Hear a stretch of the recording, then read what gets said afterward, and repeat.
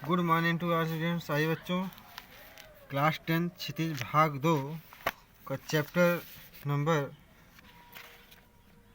13 शशोदयाल सक्सेना का द्वारा लिखित है। मानवीय करुणा की दिव्य चमक। फादर को जहरबाज से नहीं मरना चाहिए था, जिसकी रगों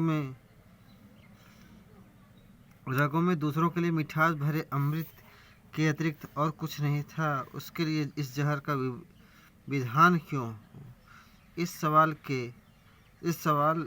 सवाल किस ईश्वर से पूछें? प्रभु की आस्था ही जिसका अस्तित्व था, वह देह की इस यातना की परीक्षा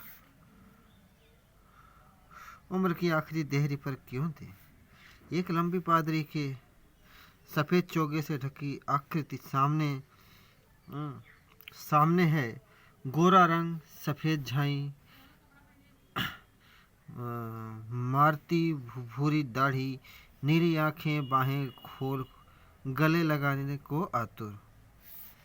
इतनी ममता, इतना अपनत्व इस साधु में अपने हर एक प्रियजन के लिए उमड़ता रहता था। मैं 35 साल से इसका साक्षी था, तब भी जब वह इलाहाबाद में थे और जब भी वह दिल्ली आते थे। आज उन बाहों का दबाव मैं अपनी छाती पर महसूस करता हूँ। फादर को याद करना एक उदास शांत संगीत को सुनने जैसा है। उनको देखना करुणा के निर्मल जल में स्नान करने जैसा था और उनसे बात करना कर्म के संकल्प से भरना था। मुझे परिमल के वे दिन याद आते हैं जब हम सब एक पारिवारिक रिश्ते में बंधे जैसे थे, जिसके बड़े फादर बुल के थे। हमारे हंसी मजाक में वह निर्लिप्त शामिल रहते, हमारी गोष्ठियों में वह गंभीर बहस करते, हमारी रचनाओं पर बेबाक राय और सुझाव देते,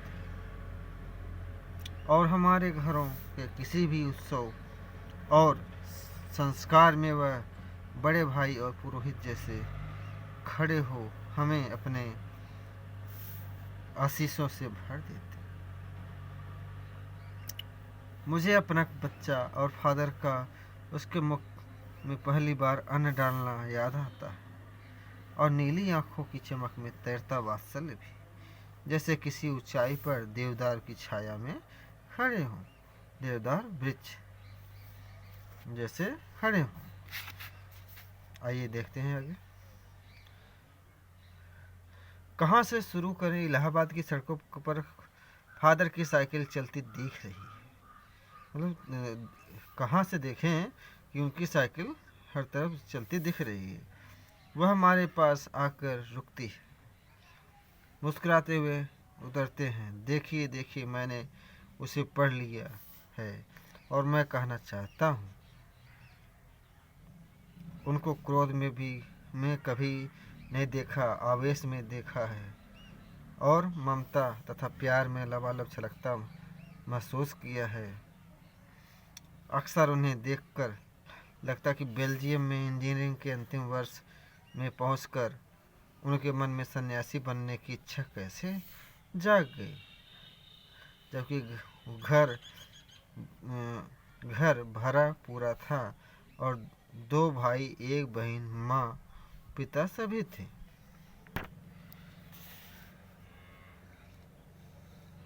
आपको अपने देश की याद आती है? मेरा देश तो अब भारत में जन्मभूमि की पूछ रहा हूँ। हाँ, आती है। बहुत सुंदर है मेरी जन्मभूमि, रैम्स चैपल। घर में किसी की याद, माँ की याद आती है, बहुत याद आती है। फिर अक्सर माँ की स्मृति में डूब जाते देखा है, और उनकी माँ की चिट्ठियाँ अक्सर उनके पास आती थी। अपने अभिन्न मित्र डॉक्टर रघुवंश को वह उन चिट्ठियों को दिखाते थे और पिता और भाइयों के लिए बहुत लगाव मन में नहीं था। पिता व्यवसायी थे, एक भाई वही पादरी हो गया है, एक भाई काम करता है, उसका परिवार है। बहन सख्त और जिद्दी थी। बहुत देर से उसने शादी की। फादर को एक आध बार उसकी शादी की चिंता व्यक्त करने पर उन दिनों देखा था। भारत में बस जाने के बाद 2 या 3 बार अपने परिवार से मिलने भारत से बेल्जियम गए थे। तो बच्चों, आज का क्लास यहीं पर समाप्त होता है। अगले क्लास में मिलते हैं, तब तक नमस्कार।